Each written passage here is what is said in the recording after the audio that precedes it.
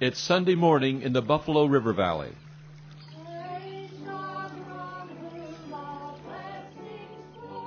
The music of nature blends with the voices of the faithful.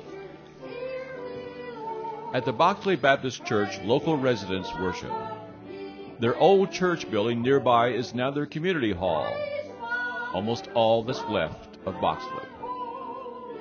Family and faith and independence run deep along the Buffalo.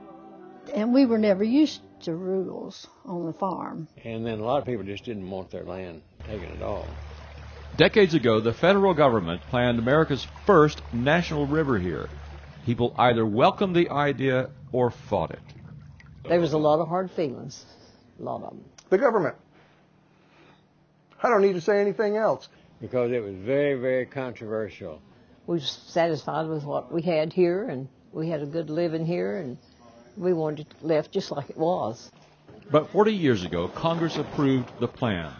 Great honor. I turn the mic over to John Paul Hammerschmitt. And that effort was largely led by this man, former Arkansas Congressman John Paul Hammerschmitt.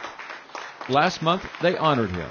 He had just turned 90 years old as the national river turned 40. Well, I grew up on the Buffalo. As Congressman, Hammerschmitt's fond memories of the river and the valley guided him. He didn't want it to disappear.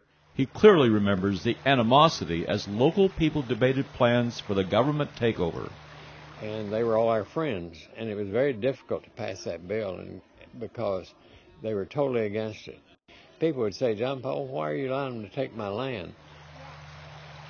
But the National River was established, and as forecast, new opportunities to make money came into this valley. Tourism mostly replaced farming. Many have prospered, meeting the needs of 1.5 million visitors a year. It's where people want to get away and see a little bit of the past. Ben Fruhoff owns the Gilbert General Store. The river is just a block away. For the past 35 years, he's sold mostly tourist supplies and souvenirs. He's rented canoes and cabins. He says Gilbert survives because of the National River. If this wasn't Gilbert, 40 yards to Buffalo National River, it would have been dead and dried up, blown away, dead on the vine. Visitors spend money here.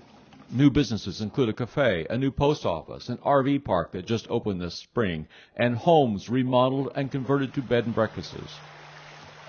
Up and down the Buffalo Valley, a few still resent the park. But now, 40 years downstream from its creation, a more harmonious flow is evident. It's bittersweet. It's bittersweet. As far as I'm concerned, I'm settled with it. That's great. I think it's turned out beautifully. Along the Buffalo National River, Ed Fillmer, KY3 News.